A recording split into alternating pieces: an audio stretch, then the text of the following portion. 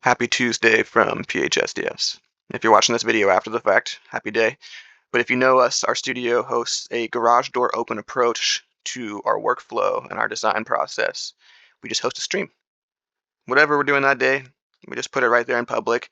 Any questions you might have, we answer to the best of our ability. We don't hide anything behind a paywall. Of course, if you want our time outside of Tuesdays, yeah, it's different.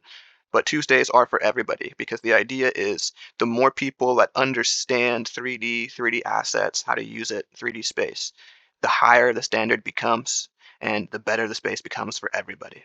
So I want to see as many creators as possible show up in this realm because I personally believe and have believed that over time we will begin to recognize that this is an extremely high form of art.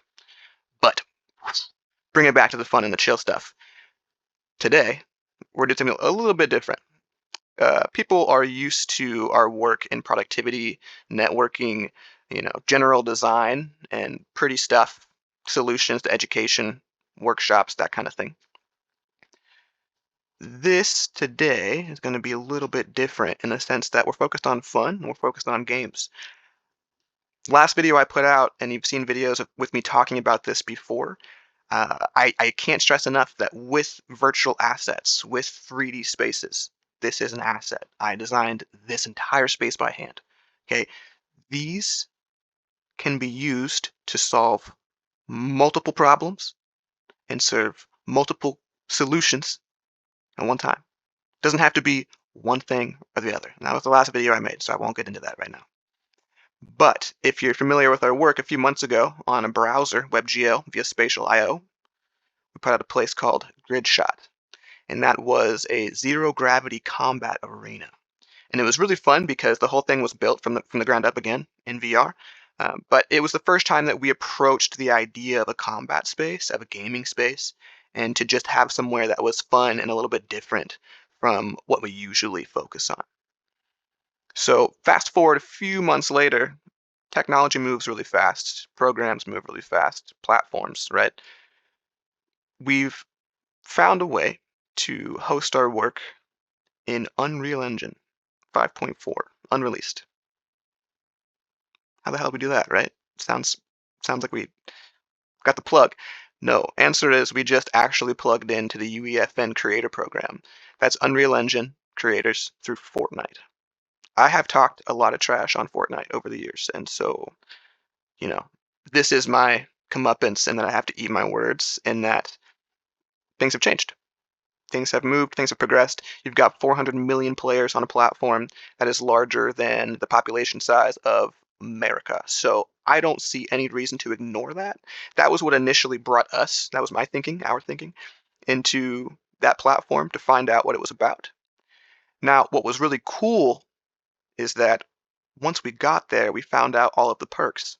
Unreal Engine being tied directly to Fortnite, wanting to get the most out of their own game engine, has allowed for creators to create their own spaces. So what does that mean? Different sandbox, different use case, tons of fun. Huge perk is it's actually the highest fidelity platform that we've found to showcase our architectural designs and our 3D designs. So it's really interesting. It's kind of a full circle moment, and it's really funny even. I really do have to admit how much I underestimated that space. But what I've seen is that they're actually directly paying out 40% of their game revenue to their creators. So there is a bit of personal incentive in this. I'm not going to, deny that or hide that from anybody, but we have to think about why that's there, right? This is a platform that is thinking about how to incentivize the best creators to make the best architecture and the best assets for their game space while letting those creators retain ownership of their assets. So it's huge for the discussion of interoperability. It's huge for the discussion of real-time integration and meeting people where they are. But as an art nerd, as the head of a design studio, this is actually really massive for VR and XR art and design itself. Because these are pieces that have really been limited in who could see them for a long time.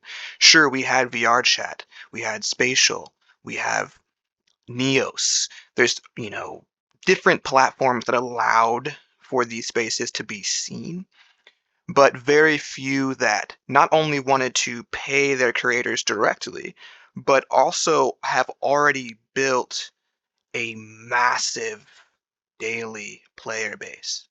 Massive. So not only can you reach hundreds of millions of more users, but VR design itself, XR design now, there's a platform where artists, if they take some time to figure out how to install and port, can take their work and showcase that in the absolute highest fidelity. And I think it also needs to be pointed out that you don't have to make it Fortnite, Battle Royale type games. You don't even have to have guns in the map.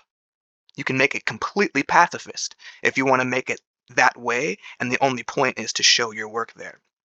But what I'm noting here, and I'm putting down in the video now, because every time we do this, 2 years go by, and it's like, duh, I told you, this is huge. This is absolutely huge if you're a designer and you're trying to figure out how and where to showcase your work in a way that might build brand awareness, creator awareness, and give your work quite literally the best possible game engine to showcase what you've created.